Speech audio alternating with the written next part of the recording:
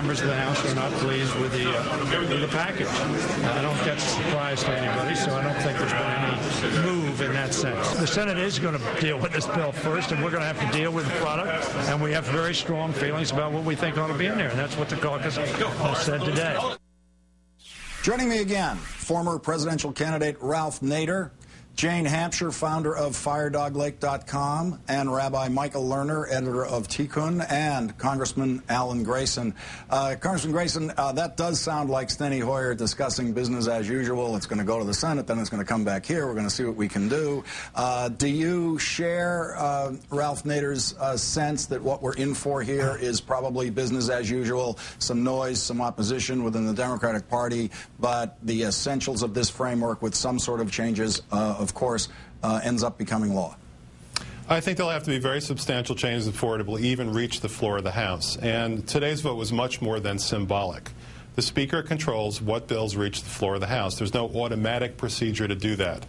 We voted as a caucus today to keep the current version of this bill away from the floor. That means it will not reach the floor this year, short of a discharge petition, which never happens.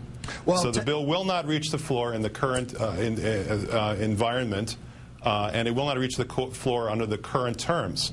If there are substantial changes, that's a different story.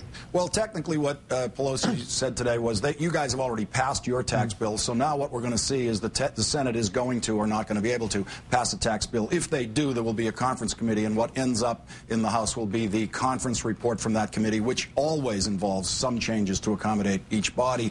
Michael Lerner, you have written that we are at the point of the straw breaking the camel's back here in terms of Democratic support for Barack Obama. You seem to share much of what Ralph Nader has been saying about the president in terms of your sense of his performance in office and his disappointing performance in office, and that he should be primaried by a Democrat in this coming presidential election. Could you make your case for why that should happen and why Barack Obama has earned a primary?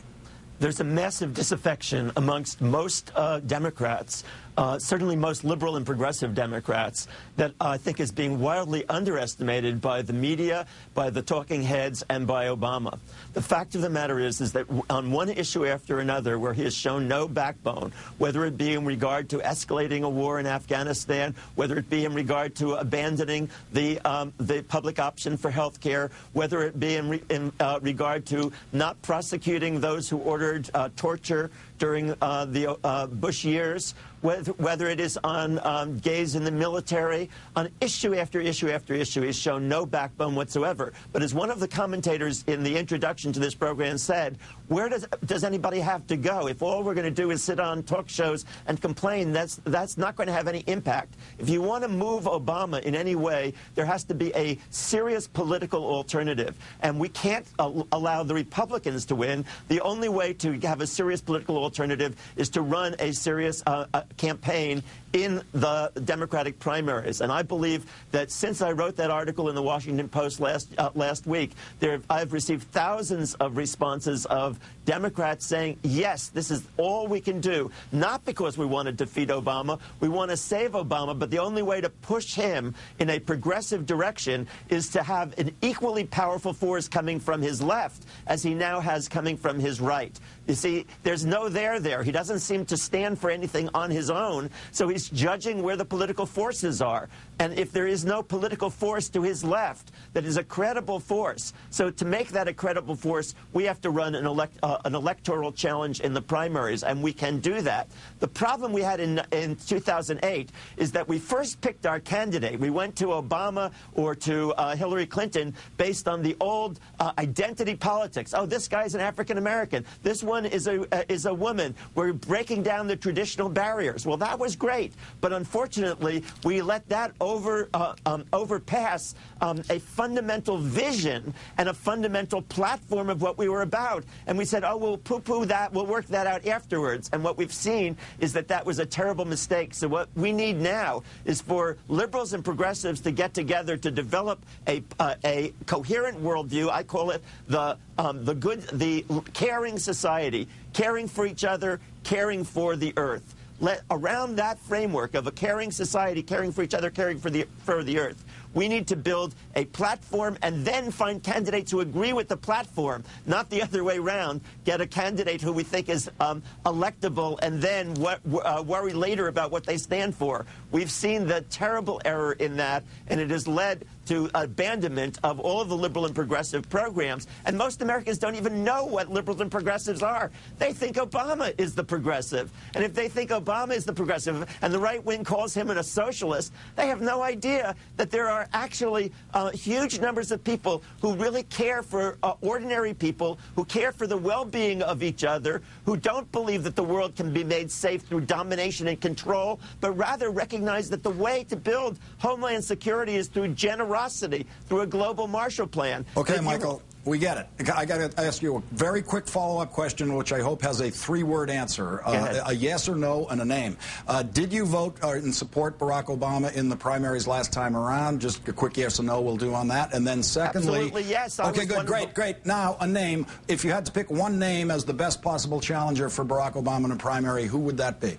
Senator Russ Feingold. Okay, great, thank you. Jane Hamsher, Russ Feingold, who voted with the Republicans on the Obama tax plan, on both versions of it, including the version with $1 million threshold. Would he be a credible person to mount a candidacy against Barack Obama in primaries? Of course not. Russ Feingold's not going to do it. He doesn't want to run against Barack Obama. You might as well ask me if I want Superman.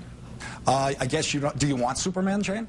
I think Superman would make a great president. Great. Bernie Sanders would also be another one. Ralph Nader, eyes will be turning to you soon with the question of, you've been there before, you've gone out there before as a campaigner for president.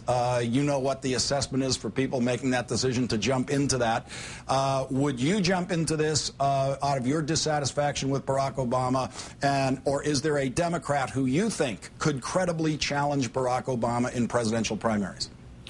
Well, he has to be challenged because he's taking the left wing or the liberal wing of the Democratic Party for granted. The word in the White House always is they got nowhere to go. The progressive liberal wing of the Democratic Party. He's got to be challenged. There's got to be a competitive primary. Otherwise, the corporate interests and the Republicans pulling Obama to the right will prevail. There's no tug of war there.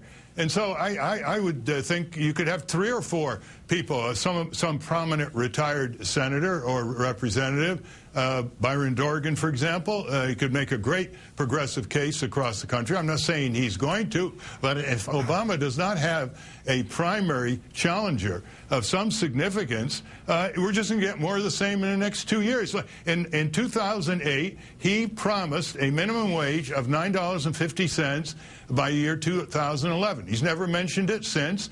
At $9.50, that is less than the minimum wage in 1968, adjusted for inflation, even though the economy has almost doubled in productivity per worker. Now, if the problem in the economy is the lack of consumer demand, don't you think a majority of the American people, conservative liberal workers in Walmart, would say, yeah, we want a living wage at least equal in purchasing power to 1968, unleashing tens of billions of dollars in consumer demand, which is exactly what business needs now? They've been getting, the White House has been giving tax cuts to the small business and big business year after year, and they're not getting a trade-off for a higher minimum wage. In the 60s, they'd pass a minimum wage, period. In the 90s, they started saying, okay, we'll give a minimum wage of a few pennies, but we'll give an equivalent amount of tax breaks to small business. Now they give tax breaks to small business and big business, and they allow workers to work at $7.25 an hour, federal minimum wage. Try supporting a family on 2 of those minimum wages nowadays. So he doesn't even talk about it. Okay, thank you, Ralph. Congressman Grayson, your name appears on the list of possible candidates that Michael Lerner included in his op-ed piece in the Washington Post about a Democratic threat to Barack Obama in the primaries. Are you prepared to make an announcement now about whether you will consider and indeed plunge into a presidential race challenging Barack Obama in the Democratic presidential primaries? You know, usually when I see Grayson for president online, I just assume assume it's one of my 5 children who put that out there. But I think we need to focus on a different point here, a related point. The question is not so much, is Obama going to be challenged by someone in the primary? The question is, how could Obama possibly reignite his base? We just went through an election with the worst result for the Democratic Party in the past 116 years. And the reason is all across the country, except for the West Coast and New England, Democrats didn't vote. The Democratic vote went off a cliff. We all saw it. We all lived through it. In many places, the Democratic vote dropped by half in 2 years. In some places by 60 or 70%.